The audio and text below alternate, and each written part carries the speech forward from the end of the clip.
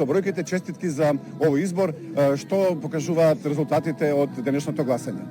На почеток, добро вечер и да се заблагодарам за ова вклучување од живо во центарот на градот, им се заблагодарам на граѓаните од општина Велес што во демократски процес денески испадна да гласаат и ја дадоа поддршката масовно, недвосмислено, и во ова место прогласувам победа уште во првиот круг. Секој тоа е една оврска после првиот круг, имате сега ветувањата кои што треба да се реализираат. На што ќе ставите акцент?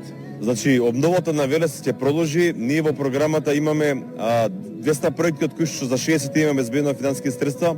Ќе продолжи изградбата на подземната кат на градот, се вложува во инфраструктурата, подобрување во делот на асфалтирање, бетонирање, детски качење, се она што го правевме сега ќе го правиме уште заселено.